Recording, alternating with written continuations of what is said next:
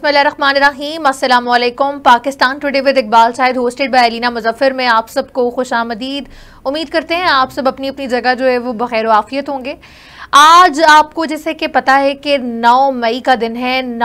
आज से 1 साल पहले एक साने की तरह 9 मई जो है वो उभरा था और आज काफ़ी हद तक इस पे लोगों का ये दिल था कि वो रैलियां भी निकालें और इस जो है पाक फ़ौज के साथ इजहार यकजहती की जाए इस दिन के मौके पर। लेकिन आज दफ़ा 144 का नाफिज जो है वो कर दिया गया।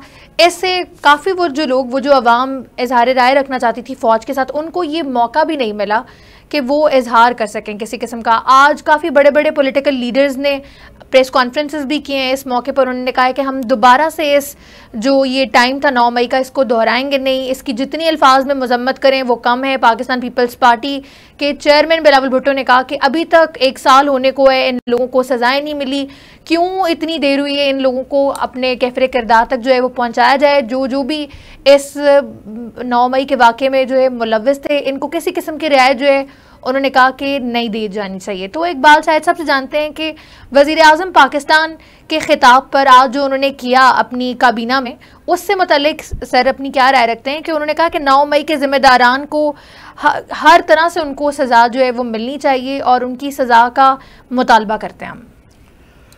अलीना बहुत शुक्रिया। इसमें बड़े सवाल आपने एक ही आपके इंट्रो में हैं। पहली बात तो यह कि आए 1 साल पहले पाकिस्तान की तारीख में जो 9 मई का सान्या मैं उसे कहता हूँ हुआ है, ये बड़ा शर्मनाक है और पूरी दुनिया में एक जागनसाई भी है कि अफवाज पाकिस्तान जो हमारी सरहदों की मुहाफ़िज़ है, हमारा गुरूर है और हमारा इज़्ज़त है पाकिस्तान की। आप कह सकते हैं कि जब आवाम को सोती है तो वो सरहदों की हिफाजत करते हैं। शुहदा हैं सरहदों के ऊपर, इस वक्त भी दहशत गर्दी का मुकाबला कर रहे हैं। रोज़ाना आप देखते हैं कहीं ना कहीं कोई ना कोई मिस एडवेंचर होता है। और फिर पाकिस्तान दहशत गर्दी का शिकार 20-25 साल से है और अफवाज पाकिस्तान की कुर्बानियों की बदौलत हम और आप यहाँ बैठ के प्रोग्राम कर रहे हैं। हालांकि अफ़गानिस्तान में सबसे पहले रशिया, उसके बाद अमेरिका, जिस तरीके से ब्रूटल असैसिनेशन हुई, तोरा बोरा बनाया गया और वो जो नॉन स्टेट एक्टर थे वो पाकिस्तान के अंदर फंडेड होके कार्रवाइयाँ करते रहे और फिर हमारे अज़ली दुश्मन हिंदुस्तान भी उनके साथ मिल के कई वाक़यात हो रहे। APS का वाक़या भी हम नहीं बुला सकते, लेकिन पाकिस्तानी अवाम के अंदर से जो मोहब्बत फॉर एवर रही है। और 65 की वार में तो लाहौर के लोग खुद बंदूकें और डंडे लेके अफवाज पाकिस्तान के साथ मिल के इंडिया के साथ लड़ने के लिए चल पड़े थे। बड़ी वही तारीख है। आपने देखा बचपन में हम देखते थे फौजी ट्रक गुजर रहा है तो हम बच्चे भाग के जाके सलाम करते थे, आज भी है। लेकिन हुआ क्या कि पिछले 1 साल जो वाक़या आज ही के दिन 9 मई को हुआ कि पाकिस्तान में के ही लोग जो हैं वो ऐसे इदारों के, ऐसी जगहों के ऊपर वो हमलावर हो गए जहाँ तवक्को नहीं की जा सकती। उसमें जना हाउस है जिसको कोर कमांडर का घर भी कहा जाता है। कर्नल शेर खां के मज़ार पर क्या हुआ, इस तरह कई जगह हमारी फ़ौजी इंस्टॉलेशन के ऊपर एक मखसूस ग्रुप और PTI के जो वर्कर हैं उन पर यही इल्ज़ाम है कि उन्होंने वहाँ हमला किया और फिर यह है कि फ़ोटो गिराई, तौहीन की। ये बहुत तकलीफ़ दे और वाक़या है जिसकी जितनी भी मज़म्मत की जाए मैं समझता हूँ कम है। कम इसलिए है कि एक बैरियर होता है कि अवाम और फ़ौज मिल के किसी मुल्क की ताकत होते हैं और दुश्मन के लिए एक मिल के यानी मुकाबला कर सकते हैं। कोई भी दुनिया की ऐसी फ़ौज आपको नहीं मिल सकती कि वो अकेली या तनहा किसी एडवेंचर या मिस एडवेंचर का मुकाबला कर सके। लेकिन जब तक अवाम उसके पीछे ना हो, और अल्हम्दुलिल्लाह आज तक पीछे हैं। लेकिन 9 मई को जो वाक़या हुआ वो सबको पता है, अपने अपने तौर पर लोग उसकी तवजीह कर रहे हैं कि साबका वज़ीर आज़म इमरान खान को जब इस्लामाबाद में अदालत के अहाते से गिरफ़्तार किया गया तो उसका रिएक्शन जो हुआ उसमें कौन लोग शामिल थे, वो खुद लोग शामिल थे। लेकिन यह है कि ISPR की जो प्रेस कॉन्फ्रेंस है उसने कहा कि नौजवानों की जहन साजी की गई और फ़ौज के ख़िलाफ़ भड़काया गया, उनकी टीचिंग की गई, उनकी काउंसलिंग की गई। और फिर एक ऐसे मौके पे के ऊपर फिर जब रिएक्शन हुआ तो फिर ये दुनिया पूरी ने देखा, इंटरनेशनल मीडिया ने उसको दिखाया कौन लोग थे। बहरहाल इसमें वाक़या सिर्फ ये है कि वाक़यात कौमों की ज़िंदगी में आते हैं और फिर गुजर जाते हैं, फिर खड़ा भी होना होता है। हल क्या होता है कि तहकीकात की जाए। अब इसमें यह है कि वज़ीर-ए-आज़म पाकिस्तान का आपने जिक्र किया, सवालात आपने काफ़ी इकट्ठे कर दिए। उसमें ये है कि वज़ीर-ए-आज़म पाकिस्तान किसको कह रहे हैं कि जल्दी सज़ा दी जानी चाहिए थी, अगर सज़ा नहीं देते तो फिर ये है। और यही ख्वाजा आसिफ कह रहे थे, यही अता तारड़ कह रहे थे, ये राना सनाउल्लाह कह रहे थे। भाई आप पहले अपना पोर्टफोलियो ज़रा देखें, आप कौन हैं, आप तो हुकूमत हैं, तो आप केसेस को परसू करें, प्रोसीड में उसे स्पीडी करें। और ख़ास तौर पर एंटी टेररिस्ट कोर्ट जो हैं उनमें तो ख़ास तौर पर जजेस हुकूमत की नोटिफिकेशन से होते हैं। आप ऐसा किसको कह रहे हैं, मसलन क्या आवाम को कह रहे हैं। अब इसमें ये है कि आज आपने देखा कैबिनेट का इजलास है, उसमें मजम्मत की गई है, हर आदमी ने मजम्मत की है जहाँ जहाँ बैठा है, लेकिन लग ये रहा है कि सरकारी सतह के ऊपर जो इस वक्त हुकूमत में लोग हैं उनको तो एक्सेस है, वो जो उन्होंने वहाँ पार्लियामेंट का इजलास भी किया है, अपनी कैबिनेट का मीटिंग भी, और मुख्तलिफ उन्होंने जलसे छोटे मोटे अपनी जो कम्युनिटी के हिसाब से इनडोर, उसको इनडोर कह सकते, इनडोर उन्होंने बैठ के ऐसी बातें की हैं। और उस 9 मई के ज़िम्मेदारान और जो उसमें मुजरम या मुलज़म हैं उनको सज़ा देने के लिए उन्होंने सारी बातें की हैं।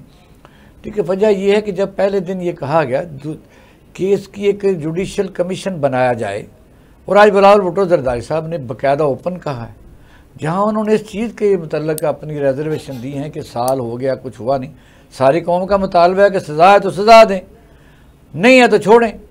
अब ये है कि 11,000 आदमी और कमो बेश जो उनका डाटा है, आई डोंट नो कम है या ज़्यादा है, ये विक्टिम पार्टी कह रही है कि इतने लोगों को पकड़ा गया, और पकड़ा गया तो कुछ लोगों को 100 के करीब लोगों को साल बाद छोड़ा गया कि बेगुनाह है, तो साल तो सज़ा भुगत चुके।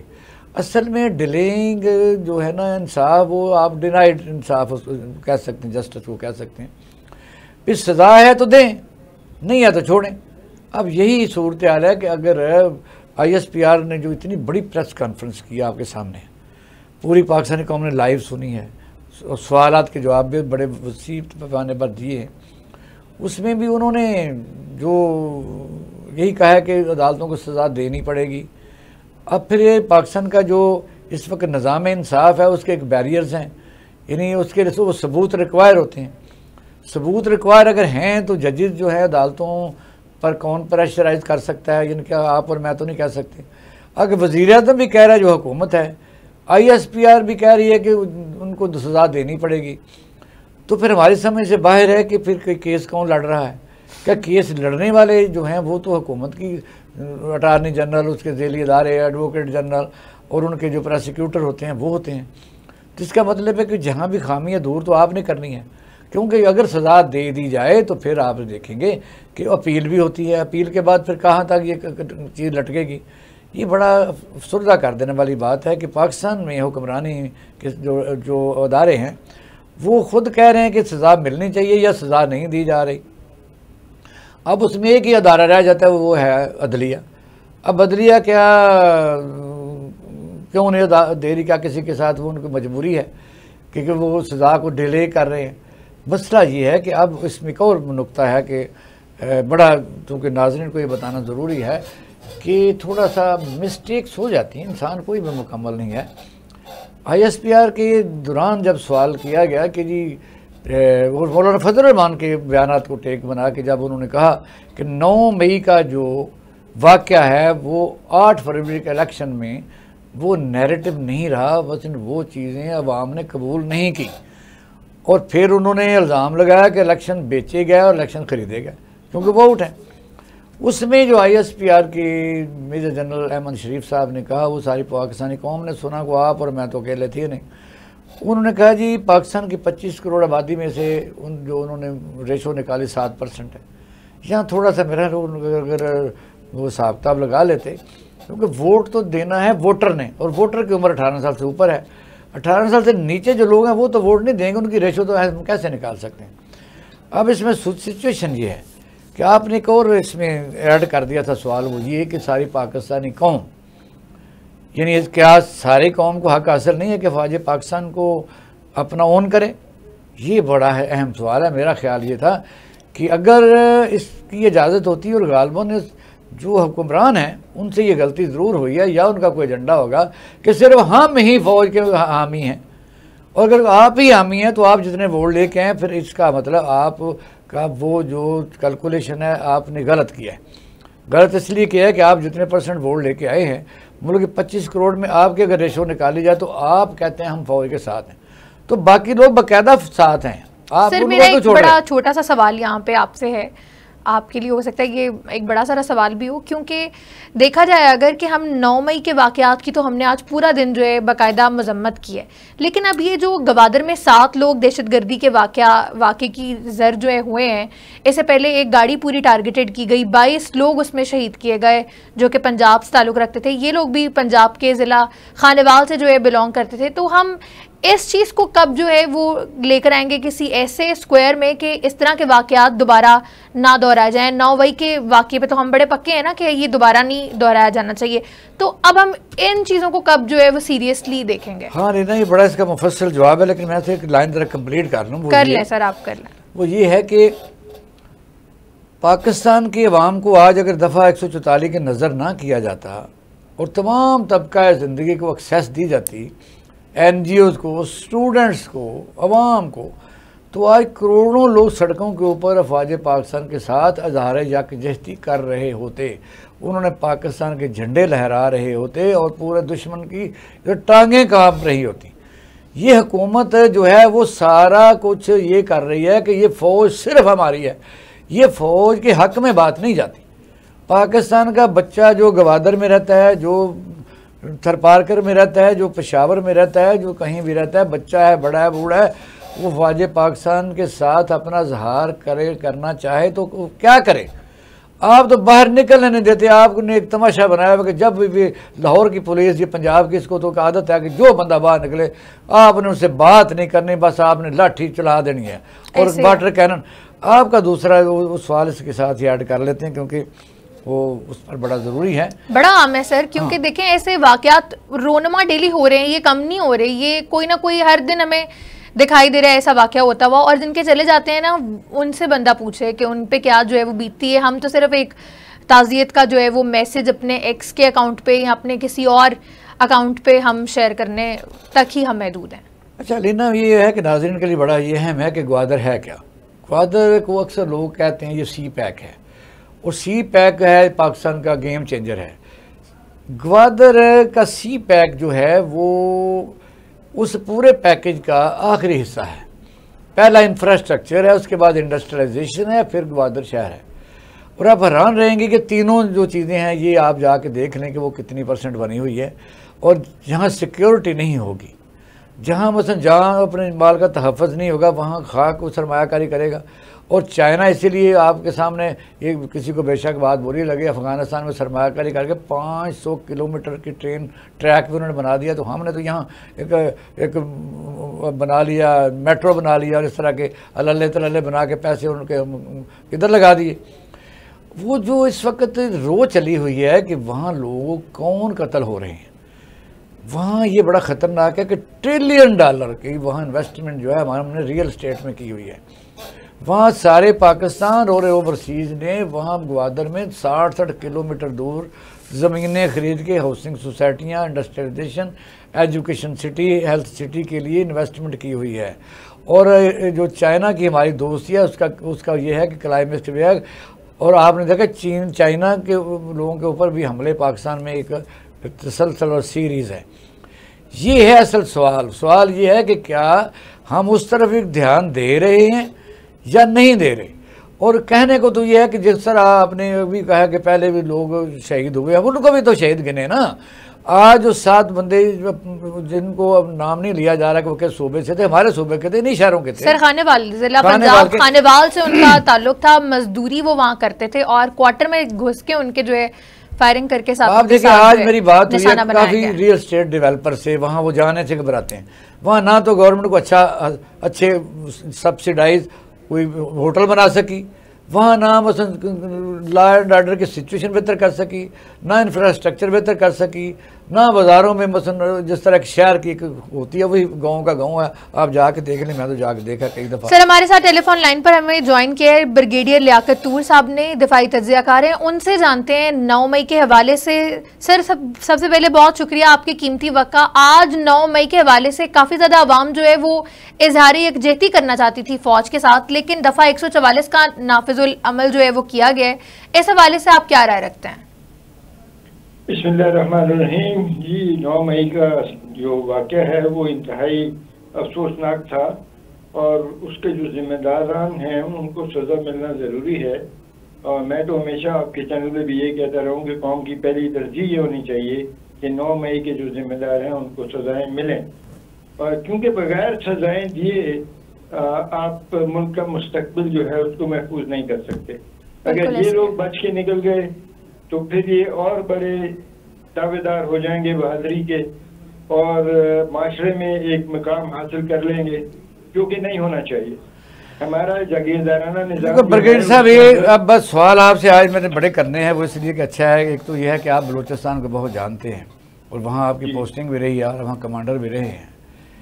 ये है कि हदीस शरीफ है कि अगर बेगुनाह एक को भी सजा मिलने से बेहतर है कि कई गुनाहगारों को छोड़ दिया जाए। ऐसा ही है जी, ऐसा वजह ये है, वजह आप कहते हैं सजा मिलनी चाहिए, सिर्फ जुम्मेदारान को मिलनी चाहिए ना। और उसका तरीकाकार क्या है कि एक ऐसी जुडिशल कमीशन बनता जो गैर जानबदार तरीके से तमाम जुम्मेदारान सिर्फ जिस तरफ नज़र जाती है वो उसको अगर आप सजा किसी को दे भी देंगे जिनको लोगों की ख्वाहिश भी है तो जुम्मेदार कई दफ़ा बच जाते हैं, गैर जुम्मेदार जो है जो इनका ज़्यादा कसूर नहीं होता। जो वीडियो में आए हैं वो तो सारे जिम्मेदार हैं, जिन्होंने उनको भड़काया और ये हुक्म दिए वो भी वीडियो पे मौजूद हैं, वो हुक्म भी वीडियो पे मौजूद हैं, वो लीडरशिप भी वीडियो पे मौजूद है। वीडियो एविडेंस तो बहुत ठीक है, बिल्कुल ठीक है। और अफसोस की बात यह है कि पूरा साल गुजरने के बाद हमारा निज़ाम इंसाफ कुछ भी नहीं कर सका। तो क्या बेबसी है, मुझे बताया। वज़ीर-ए-आज़म भी रो रहा था कि जी अदालतों को देना चाहिए। बताइए। है कि मुल्क के 3 जो सतून हैं उनके अंदर हम आहंगी नहीं है। अदलिया, मुकन्ना और इंतजामिया के दरमियान हम आहंगी का फुकदान है पाकिस्तान के अंदर, और ये हमारी पाँव की जंजीर बन चुकी है। नहीं, ये बड़ा अच्छा आपने जवाब दिया। सुने, अब ये है कि हुकूमत जो है, हुकूमत खुद इस तरह ख्वाजा आसफ, ताता रड़ वो सारे मिल के वज़ीर-ए-आज़म कह रहे हैं कि सज़ा मिलनी चाहिए, और ISPR के मेजर जनरल अहमद शरीफ भी कहते हैं कि सज़ा देनी पड़ेगी। तो कहाँ बेबसी है, मुझे बताइए। बेबसी यहीं पर है कि पहले तो ये कज़िया रहा कि जी फौजी अदालतों में ट्रायल जो है वो जायज़ है कि नहीं। फिर बाद में काफ़ी देर गुजरने के बाद ये कहा गया कि अच्छा फौजी अदालतों में ट्रायल कर ले, लेकिन फिर हम ओवरसी करेंगे। जो उनकी ओवरवॉच की अदलिया की जो तारीख है वो ये है कि 200 संगीन तरीन जुराइम के मुर्तकिब दहशत गर्दों को बैक जुम्बिश कदम छोड़ दिया गया। तो ये एक अफसोसनाक सूरत नहीं है। तो अफसोसनाक वजह यह है कि आपने देखा कि अक्सर कई दफ़ा देहातों में डकैतियाँ, चोरी या किसी पर कत्ल का केस लोग जब उसका FIR दर्ज करवाते हैं तो असल बंदा बच के निकल जाता है, तो दूसरे लोग जो कमज़ोर होते हैं वो काबू आ जाते हैं। कानून का भी यही मशवरा है। मुझे बताइए कि इस सिचुएशन में आप खुद कहते हैं जी जो फ़ौजी अदालतें थीं, फ़ौजी अदालतों ने 100 बंदा जब छोड़ा तो साल तो वो सज़ा काट चुके थे। अब इस वक्त भी जो लोग जेलों में अगर कल को छूट भी जाते हैं उनमें 50% बेगुनाह साबित हो जाते हैं, तो उनका कौन जिम्मेदार है कि वो सज़ा तो उसको काट रहे हैं। देखिए, अभी तक तो सज़ा शुरू नहीं है हुई। वो एक कानून के तहत वो जेल में हैं और जिनको जेल में रखा हुआ है। नहीं, जो बंदा 2 साल जेल में रहे और कल को साबित ना हो सके वो उसमें, तो फिर क्या करेंगे आप? तो रिलीफ ले ले, फिर अदलिया में जाए, अदलिया से रिलीफ ले ले। अगर कोई कानून ऐसा है जो रिलीफ देता है दें। स्पीडी ट्रायल तो होना चाहिए जिस तरह पूरी दुनिया में है कि 7 दिन में आपने। पूरी दुनिया में तो आप देखिए, अमेरिका ने 850 को सजा दे भी दी, फ्रांस ने 2500 को सजा दे दी, बरतानिया ने 2700 को सजा दे दी। एक सजा जो दी थी वो ओवरटर्न नहीं हुई बड़ी अदालतों में। नहीं, होने भी नहीं चाहिए। हमारे यहाँ तो ये हाल है कि हाई कोर्ट एक हुक्म देता है, सुप्रीम कोर्ट उसको उल्टा कर देता है। वजह को आपने जो निज़ाम इंसाफ है उसी के तहत चलना है ना, यहाँ रस्सा तो नहीं लटका लेना। कह रहा हूँ कि कौम का अलमिया ये है कि जो रियासत के 3 सतून हैं उनके अंदर हम आहंगी नहीं है। अच्छा, आगे चलते हैं। मुझे बताइए कि आज अलीना ने सवाल किया है कि पाकिस्तानी कौम सारी अफवाज पाकिस्तान के साथ है, जो बेचारे देहातों में बैठे हुए वो लव करते हैं, लेकिन हुकूमत जो है उसने ठेका लिया हुआ है कि सिर्फ हम फौज के साथ हैं। नहीं सर, शेरों वाले भी लव करते हैं, सब लोग शहरों वाले भी करते हैं, सब लोग जो हैं। अगर आज इसको एक्सेस दी जाती तो ज्यादा बेहतर ना होता। हाँ जी बिल्कुल, ये लोगों को इजहार यकजहती करने दिया जाता तो बहुत अच्छी बात थी। हुकूमत भी इजहार यकजहती कर रही है और हम तो मोहब्बत के दबाव में बेहोश हो रहे हैं, मेरा ख्याल है। तो चारों अच्छा खैर, अच्छा आगे चलते हैं। मुझे बताइए कि आज शाहिद जो है अपना शाहिद हुसैन, आपको पता ही है कि मुशाहिद हुसैन ने कल बाकायदा एक इंटरव्यू दिया है कि आप भी कहते रहे कई दफ़ा, मसला तो ये है कि जब हम अफ़गानिस्तान की वार में पाकिस्तान के अंदर दहशतगर्दी होती रही और फिर हम जाके काबुल में जाके उनसे मुज़ाकरा करते रहे, इंडिया हमारा दुश्मन है, उनसे भी हम मुज़ाकरा कई दफ़ा कर लेते हैं, हमारे अंदर कई जानें गई और शहीदा शहीद हुए और हिंदुस्तान अज़ली दुश्मन है, हम उनसे बात करते हैं और हर हुकूमत आती है कि हमने तजारत करनी है।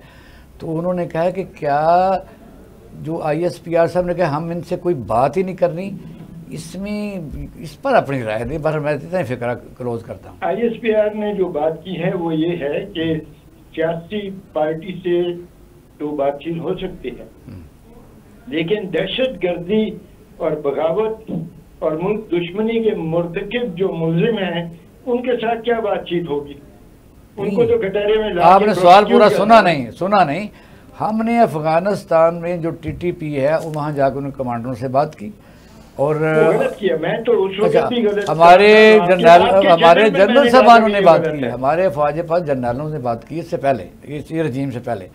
फिर ये है कि इंडिया के साथ भी हम बात करते हैं, जंगे लड़ के, अपनों से हम बात नहीं कर सकते। क्या वो बात जो थी वो, मैं तो उसके उस वक्त भी खिलाफ था जब दहशतगर्दों को हेलीकॉप्टर देकर बुलाया गया और फिर बड़े डायलॉग हुआ तो है ना, हुआ था और अफसोसनाक बात हुई थी, नहीं होना चाहिए। अच्छा, मौलाना फजलुर रहमान साहब जो है वो ये कर रहे हैं कि वो पेशावर में जो उन्होंने करना है वो ज़्यादा आपने को मार्च, वो इस वक्त जो उन्होंने लफ्ज़ बोले हैं वो मैं आपको सुना। तो उन्होंने ये कहा कि जी 9 मई ठीक है, सब मजम्मत करते हैं, मैं भी जुलूस निकालता, लेकिन 8 फरवरी को ये लोगों ने वोट दे के उस नैरेटिव को उतना मजबूत नहीं रहने दिया। फिर जो है उसके जवाब में ISPR साहब के अहमद शरीफ साहब, मेजर जनरल साहब ने कहा कि पूरी कौम का जो 25 करोड़ का 7% वोट उन्होंने लिया है, तो इसमें यहाँ भूल नहीं हुई कि 7% तो वोटर की तो उम्र 18 साल है, 25 करोड़ वोट तो नहीं देता। जी 25 करोड़ वोट तो नहीं देता, जो वोटर हैं वो तो हमारे 8 करोड़ के करीब हैं, उसमें से भी 46% टर्न आउट था, 47 वो तो फिर बात 3-4 करोड़ की रह जाती है। लेकिन बात यह है कि हमारा एक निज़ाम है और ये निज़ाम इन सारे सियासतदानों ने बड़ा सोच समझ के बनाया हुआ। अच्छा, आपको ज़्यादा इम्तिहान में नहीं डालते, सूरत हाल ये है, क्या ये ज़रूरी थी 1-2 दिन पहले इस किस्म की प्रेस कॉन्फ्रेंस? मेरा ख्याल है ज़रूरी थी। फौज अपना नुक्ता नज़र बयान करना चाहती थी और उसने किया, खूब किया। उसमें सिर्फ एक ही बात से मेरा इख्तलाफ है कि जो उन्होंने माफ़ी का इशारा किया, वो माफ़ी नहीं होनी चाहिए।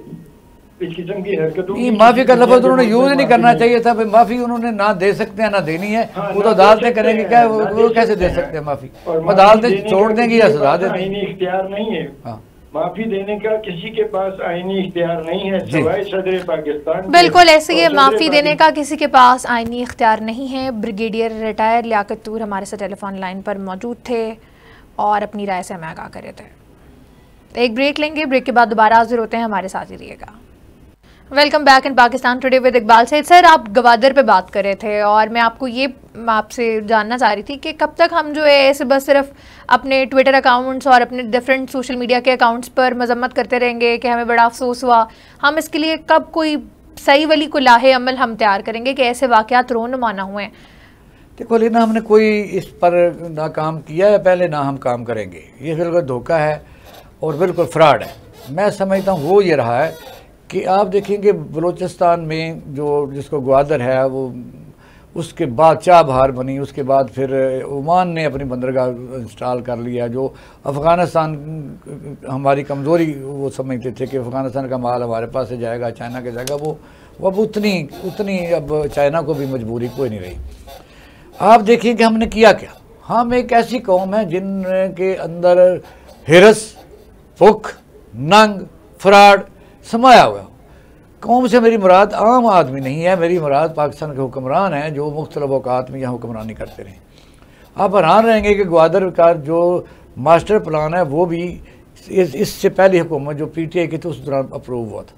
उससे पहले आर्जी तौर पर प्रोविजनली, यानी एक बना देते थे नक्शा, उसको आप मास्टर प्लान कह लें, लेकिन वो अंडर कंसिडरेशन एक उठते थे वो जमात के कुछ मेन लोग, वो कहीं एजुकेशन सिटी के नाम पर हज़ारों एकड़ ज़मीन एक्वायर कर लेते थे या ख़रीद लेते थे औने पौने की, यहाँ ये बना और बेच देते थे। कहीं हेल्थ आ रहा था, कहीं कुछ आ रहा था, कभी एयरपोर्ट को राइट, कभी एयरपोर्ट को लेफ्ट। ये जहाँ वो ज़मीन ख़रीदते थे अगली दिहाड़ी लगा के आगे निकल जाते थे। और आखिर में जब मास्टर प्लान उन्होंने मुकम्मल किया तो फिर आप देखेंगे जो ये इस वक्त जो एयरपोर्ट बन रहा है उस पर भी उस स्पीड से या उस विद इन टाइम लिमिट में हमने काम नहीं किया कि ग्वादर चल जाए। ये एक बहुत बड़ी साजिश थी जिसके ताने बाने हमारे अपने आदमियों के साथ भी मिलते हैं। वहाँ आप जाके देख लें कि जो इस वक्त नया एयरपोर्ट है उसके सामने 850 एकड़ ज़मीन किसकी है, और साथ कोई 1 एकड़ या 1 कनाल ज़मीन खरीद सकता है? नहीं खरीद सकता। अफ्रीका के समुंदर तक वो नीला पानी है जिसको आप गोल्डन सैंड कहते हैं। इस तरह आपने देखा कि वहाँ सिक्योरिटी मेजर ऐसे हैं कि आप वहाँ PC होटल में ठहरे तो 6 बंदे ठहरे होंगे। चाइना ने अपनी सिक्योरिटी इरादा कर ली है, सड़कों के ऊपर आप रात को सफ़र नहीं कर सकते। तो इन हालात में मैं समझता हूँ कि मुईशत कैसे बेहतर होगी। आपके बंदे मर रहे हैं, रात को आप सफ़र करते हैं, शनाख्ती कार्ड दे के मखसूस लोग बेशक एजेंडा ही समझ लें, उनको उनमें हम बलोच को ज़िम्मेदार नहीं ठहराते, लेकिन बलोच जो BLA है उसको या BLO है उसको तो हम कह सकते हैं कि वो लोग बाकायदा पंजाबियों को उतार के शनाख्ती कार्ड ले गोलियाँ मार देते हैं। तो इन्वेस्टमेंट तो ज़्यादा हमने की हुई है। हमसे मुराद यह कि हमारे पंजाबियों ने किए, वहाँ जाकर मजदूरी करना चाहते हैं, वहाँ जाकर काम करना चाहते हैं। ये पाकिस्तान के हुक्मरानों को देखना ये है कि ये तो तरले मिन्नतें करके दूसरे मुल्कों से छोटी मोटी इन्वेस्टमेंट लाने के लिए पाकिस्तान के कौमी इदारे रहन रखने पर तैयार बैठे हैं। और आज तक रोना ये नहीं ख़त्म हो रहा कि इन बदबख्तों की वजह से IPPs के मुआहदे करने के बाद आज बिजली इस हद तक है कि आप कोई मनसूबा, कोई इंडस्ट्री नहीं लगा सकते। सर 2 रुपये दोबारा बढ़ने जा रही है बिजली। 2 रुपये का मसला ही नहीं है, वो जितनी मर्जी बढ़ा लेते हैं। ये तो आपको लिखी पड़ी बात आ गई ना, 2 रुपये 83 पैसे, वो 100 से भी ऊपर है। आप कभी हिसाब लगाएं कि 100 रुपये से ऊपर यूनिट जा रहा है कि नहीं जा रहा? बिल्कुल ऐसे ही जा रहा है, और कमर्शियल इससे भी एक्सपेंसिव में जा रहा है। किसी वक्त वो अपने बिल को आगे करने के लिए क्या 85 करोड़ यूनिट जाली नहीं डाला गया, जो पाकिस्तान के वजीर दाखिला ने बाकायदा ऐलान किया। क्या ये झूठ है? यानी हमने और आपने तो नहीं कैलकुलेशन की। 85 करोड़ यूनिट उस बिल के रेट के अलावा लोगों को डाल के लूटा गया है इस मुल्क में। क्या ये फ्रॉड नहीं है? क्या इसके अलावा गंदम फ्रॉड ट्रांसफर फिश नहीं हो गया? 85 अरब रुपए का वो है, खा के चले गए। और जो गंदम है, और अगर मैं तो कहता अगर कुछ ना करें, इनको सिर्फ ये कहें कि जितने पैसे लूटे हैं या आपने गलत फैसले किए, ये गंदम के 5-5 किलो उसका आटा पीस के इनको खिलाएं। बच गया तो बच गया, मर गया तो मर गए। आपने देखी फोटो? आपने देखी कि जो फोटो आप में इम्पोर्ट गंदम हुई है वो कोई जानवरों के खाने के लिए भी नहीं है। तो लेकिन फिर भी धड़ल्ले से टांग पर टांग रख के सारे कह रहे हैं कि सारा जो करना चाहिए कर लो। ऐसे ही है। अब यह है कि ग्वादर पर, और ये कोई अच्छी एग्जाम्पल भी सेट नहीं हो रही है। मतलब आप आने वाले लोगों के लिए क्या मैसेज जो है वो दे रहे हैं? कोई वाहिद ओनली इंटरिम गवर्नमेंट नहीं थी जो इस मुल्क में आई है, इसके बाद भी और गवर्नमेंट नहीं, मैसेज एक ही है कि जिस तरह मरा डाका मारोगे उतना आप सेफ हैं। ये आप जेलों में कौन है 500 रुपये वाले, 600 रुपये वाले? आज मैं पढ़ रहा था एंटी करप्शन, किसी जगह सिपाही को पकड़ लिया, किसी को ASA को पकड़ लिया, किसी पटवारी को पकड़ लिया। ये है वो करतूत।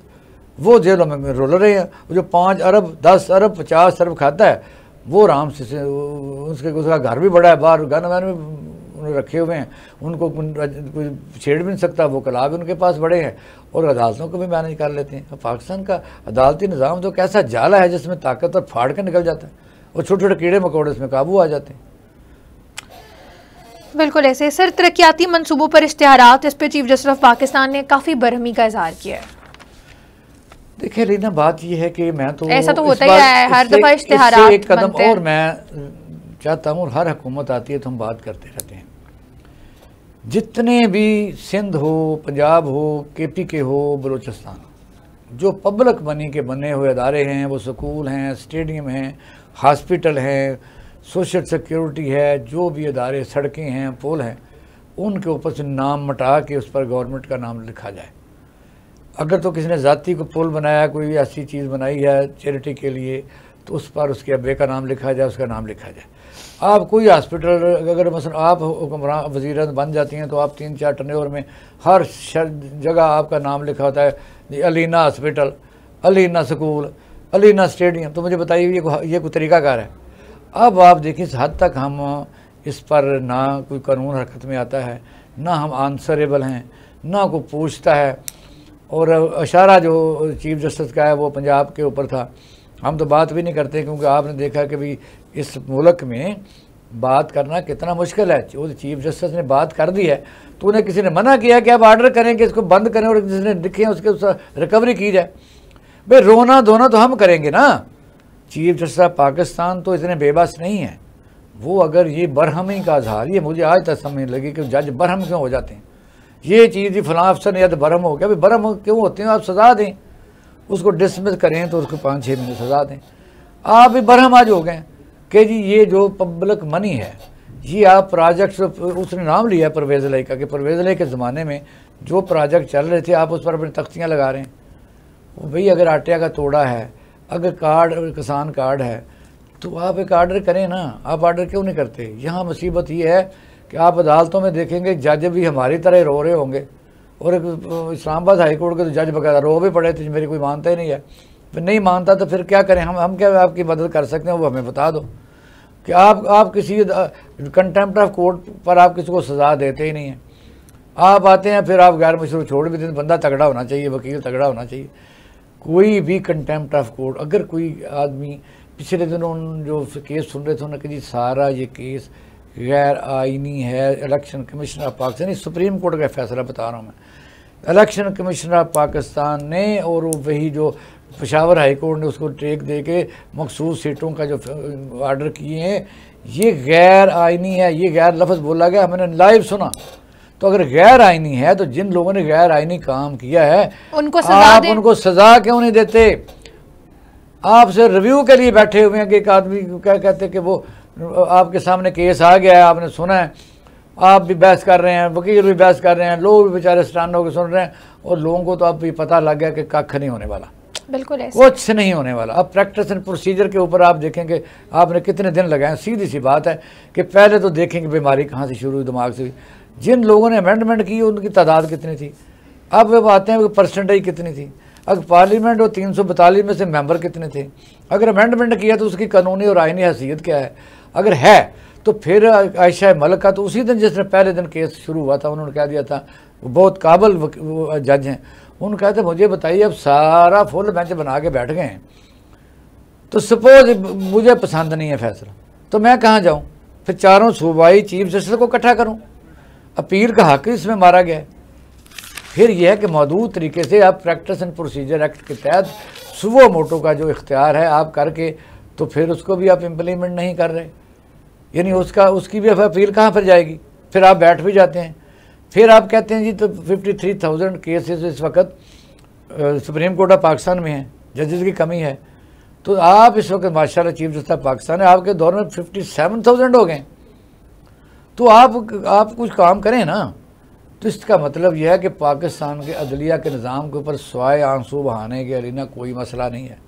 नीचे तो वैसे ही पट्ठा बैठा हुआ लोअर जुडिशरी में, हज़ार केसेस, बल्कि पिछले दिनों में सर वो जो आज हड़ताल हुई हुई है उसके बारे में भी यहाँ पे आप इसको ऐड ऑन कर लें। कल क्या हुआ है अब कि सिविल सेक्रेटेरिएट की चीज़ें मॉडल टाउन में जब शिफ्ट करने की बात हुई है, तो किस तरह पुलिस और वकला आमने सामने है। इस पर आपको पता है आज पूरे पाकिस्तान में हड़ताल की कॉल भी जो वो दी है। आज कोई भी अदालत जो है नहीं खुली हुई थी और आज पूरे पाकिस्तान बार कौंसिल की जानिब से हड़ताल है मुल्कगीर। इसमें सूरत हाल ये है कि लग ये रहा है कि किसी बंदे में भी कोई इस किस्म की कैपेसिटी शायद नापैद हो चुकी है कि वो मसले गुफ्तगू से हल किए जा सकें। वकला जो हैं वो पढ़ा लिखा तबका है, उनका मुतालबा था कि जिस तरह तीनों सूबों में ये तमाम अदालतें एक ही जगह मौजूद होती हैं, वकला को भी आसानी होती है और जो साइल है उसको भी होती है, जो मुलज़म होता है उसको भी होती है। फिर यह कि पुलिस के जो मुलज़म को पेश करती है वो एक ही जगह जाएंगे तो ये ज़्यादा बेहतर है। अच्छा, ये मुतालबा है। अगर मुतालबा है तो उन्होंने अगर प्रोटेस्ट करना है तो मुझे तो सच्ची बात है समझ नहीं लगी। मैं कल खुद भी हाई कोर्ट में जब गया हूँ तो मैंने देखा पूरी सड़कों का पुलिस ही पुलिस है, वाटर कैनन है, आंसू गैस है, आंसू गैस है। अच्छा, मुझे बताइए कि अगर वकील सड़क के ऊपर एहतजाज कर भी लेते तो जब तक वो किसी प्रॉपर्टी को नुकसान नहीं पहुंचाते तो हर्ज क्या था, घंटा तो अपना इजहार कर लेते, अपने प्रोटेस्ट की जो मैयर थे या जो उनका मुतालबे थे वो कह लेते, बाद में चीफ जस्टिस साहब उस पर कोई फैसला कर लेते। एक आदत पड़ी हुई है कि हमने सिर्फ बात नहीं करनी, लाठी मारनी सर के ऊपर। इससे हालात कौन ख़राब कर रहा है? मैं तो ये समझता हूँ कि ये जो भी करवा रहा है इस किस्म के काम, ना वो हुकूमत का वफादार है, ना वो ख्वाज पाकिस्तान का वफादार है, ना पाकिस्तानी कौम का वफादार है। वो लोचे तल रहा है कि लड़ाई जारी रहे। इससे पहले आदमों अपने देखा कि किसान जब लाहौर में आए हैं, किसान अपने हैं, तो मुझे बताइए कि उस वक्त तो पंजाब असम्बली का इजलास हो रहा था, वज़ीर खुराक अंदर बैठे हुए थे। हमने तो आज तो 15-20 साल पहले हमेशा देखा कि जब कोई जुलूस आता है तो वज़ीर छलांग मार के बाहर आ जाते हैं, 5-6 समझाते हैं, मुज़ाकरात होते हैं, हल निकालने की कोशिश करते हैं, कोई निकला ही नहीं। भाई किसान हमारे अपने हैं, उनके मुतालबे जो हैं वो इतने गलत नहीं हैं। आप उनसे के साथ बैठ के कोई ना कोई मसला हल कर सकते थे, लेकिन आपने एक ही काम पकड़ा हुआ है, वो आप लाठी चार्ज कर दो। अच्छा, लाठी चार्ज कर के थकेंगे नहीं आप? ये तो बड़ी ज्यादती वाली बात है। किस पे करेंगे? वकीलों पे करेंगे? कल को खुद ऐसा वक्त आ जाएगा कि अपने आप को करना पड़ेगा। उसको 3 में लगा लेते। आज 9 मई के लिए तमाम पाकिस्तानी कौम अफवाज पाकिस्तान हक में निकलती, ये तुमको क्या तकलीफ है, लाठी आपने पकड़ी हुई है, जो बंदा बाहर निकल सर पर मार दो। भाई ये तो तरीकाकार किसी सिविलाइज मुल्क में नहीं होता। बिल्कुल ये लोग मुल्क के, मैं समझता हूँ, कोई खिदमत तो नहीं कर रहे। सॉरी, चाहिए ये कि लोगों को अपने इजहार का मौका दो। पूरी दुनिया में इजहार का मौका जब तक आप नहीं देंगे तो घुटन जो है वो बड़े खतरनाक रिजल्ट देती है। जिस तरह नौजवान नस्ल के लिए मैं शुरू में ये कहता रहता कि इनको एक्सेस दो। 20 साल पहले मेरा मुतालबा था कि लाहौर में इस तरह के 12-13 फोटो स्टेडियम बनाओ, हर शहर में तुर्की की तर्ज के ऊपर लोगों को एक्सेस दो, नौजवान तबका वहाँ जाए, कोई मोटरसाइकिल चलाए, कोई वहाँ क्लासिकल मौसीकी सुन रहे। पहले भी तो आलम लोहार और इसके मनासन भट्टी होते थे ना, और मेले शहर तो ख़त्म हो गया। लोगों को एंगेज करें, आप इस तरह को लाइब्रेरियाँ ओपन करें, जहाँ भी कोई अदारा है वो उन बेचारों गरीबों के बच्चों को घुसने नहीं देता। इसका पाबंदी है। इस वक्त जो दिमाग के अंदर जो है वो उसकी एक्सेस नहीं है। कई आबादियों में आप जा ही नहीं सकते, आप मुख्तलिफ दफ्तरों में जा ही नहीं सकते, कई इलाकों के पार्कों में नहीं जा सकते, कई इलाकों पे आपने पाबंदी लगाई, इस इलाके में नहीं आप घुस सकते। तो मुझे बताइए, या तो उनके लिए कि बहुत बड़ा एरिया मुख्तस कर दें जंगलों में कि जहाँ फिर गरीब आदमी वहाँ जाके रहे, ना वो एहतजाज करे, ना उसकी सोच डेवलप हो, ना वो टीवी देखे, ना वहाँ इंटरनेट दो, ताकि उसको ना दुनिया की खबर हो। आपने अगर ख़बर उनको हो गई है तो फिर आप उनको एंगेज करें, उनके जज्बात को निकलने दें, और उसको जो मुस्बत ज़हन है आप देखें परवरिश होने दें ज़हन की, और इससे बड़ी ज़्यादा पाकिस्तान को फ़ायदा होगा। एक आज़ाद मुल्क के शहरी उस मुल्क से फिर मोहब्बत करेंगे कि हमारा भी मुल्क है। आप इससे इन नौजवानों के लिए कोई रास्ता खोलें, कोई इनके लिए अच्छी होप बनाएं। आपने लाठी पकड़ी हुई है, जिस सड़क पर कोई इजहार करे उसे मारो। हमने देखा 70-75 अयूब खान का दौर, उससे बाद स्टूडेंट यूनियंस लोग निकले अपना इजहार करते घर चले जाते थे। इसमें क्या बात है भाई? वजह यह कि वकला पढ़े लिखे थे, आपने जानबूझ के पूरे मुल्क में इसकी तहरीक फैला दी है। मसला था ही कोई नहीं, इस तरह किसानों का मसला ही कोई नहीं था। आप उन लीडरों के साथ बैठें, ना आप उनके घर जाते हैं ना कहीं जाते हैं। तो वजह यह है कि आपको इस तरह हुकूमत का ही फ़र्ज़ होता है कि वो अपने अवाम के लिए एक अच्छे रास्ते तलाश करे ताकि मुआशरे में अमन कायम हो। अमन कायम होगा तो फिर आप देखेंगे कि लोग दिल जमे से काम भी कर सकेंगे। आपके काम तो करने वाले पब्लिक ट्रांसपोर्ट दो, एजुकेशन दो, हेल्थ दो, और इंसाफ के लिए लोगों को कोई काम करने दो। अदालतों में भी गरीब का कोई हाल नहीं है, और थाने में भी कोई हाल नहीं है, और आपने देखा कि इंतज़ामिया में भी कोई बेचारों का एक्सेस नहीं है, कोई परेशानी हाल मसला यह है कि पाकिस्तान का नौजवान, ख़ासतौर पर गरीब नौजवान, उसके लिए आपने कुछ नहीं छोड़ा, तो फिर आप तो रखते हैं कि भाई ये निज़ाम मुल्क तरक्की करेगा। ऐसे कैसे हो सकता है? ये हर आदमी उस फसल की ज़्यादा हिफाजत करता है जिससे उसे उम्मीद हो कि इससे मुझे भी फ़ायदा होगा, मैं भी शायद इसका हिस्सेदार हूँ, इस रास्ते से गुजर सकता हूँ, इस रास्तों से आ सकता हूँ, इस रास्ते से जा सकता हूँ, इस अदारे में मेरे लिए कोई कंफर्टेबिलिटी है। तो इसलिए अगर मुल्क में तमाम स्टेक होल्डर पाकिस्तान के अवाम हैं, पाकिस्तान के अवाम कहाँ कहाँ हम उनको झूठे तसल्ली बहला सकेंगे? पहले तो बात है कि हुकूमत का फ़र्ज़ क्या है, उस तरह तवज्जो दे, मुखालफों का पीछा छोड़े और प्रोपेगेंडा से बाज आए। इतनी गंदम हो गई उसकी तरफ जाओ, जो फ्रॉड हो गया तो उसे पकड़ने की कोशिश करो, कोई बनाओ, कोई कमीशन बनाओ ताकि लोग हैं। आप अभी तो सर हुकूमत ने किसानों से फ्रॉड और डाका तो लेना इतना बड़ा है कि रिपीट कर दे 3000 अरब रुपये की गंदम आप खरीदें तो इतने पैसे लगते, आपने 2200 अरब रुपये सिर्फ IPPs को देना है। तो हमने अपने काश्तकारों को क्या देना कि रोना आपा का निकल रहा है। हम तो कई दफ़ा फिर तजवीज़ दोहरा देते हैं कि आप तमाम गंदम खरीदें। आज KP के वज़ीर ने कहा कि गंदम पंजाब के काश्तकारों हम खरीद लेते हैं, क्योंकि डायरेक्ट आ जाए हमें पैसे दे देते, तो फिर गालियाँ आप निकालते हैं। वजह ये कोई भी अच्छा काम के करने दो तो उनको सराहना चाहिए, सराहना चाहिए। अब हमने तो ये कहा था यहाँ आप फ्री कास्टिंग के बहुत बड़े गोदाम बनाकर उनको उनकी गंदम लेके चक दे दें 2-4 महीने के लिए, इसमें कौन सी बात है? लेकिन आप देखें कि आप और हमारे लोग यहाँ सिर्फ ये है कि कौन सुनता है, क्योंकि पाकिस्तान के हुक्मरानों का मकसद ये अवाम की खिदमत कोई नहीं है। ये अपने ज़ाती जंगो जदल में, ज़ाती मफादात में, इक़्तिदार को तूल देने में लगे हुए हैं। यही मैं समझता हूँ कि इनका मतलब अल्लाह जाने फिर क्या होगा, अल्लाह जाने क्या होना है। सर इसी के साथ हमारे आज के प्रोग्राम का वक्त भी अपने इख्तिताम को पहुँच रहा है। आपसे दोबारा मुलाकात होगी, तब तक के लिए मुझे और इकबाल शाहिद साहब को अपनी दुआ में याद रखें। इजाज़त दें, अल्लाह।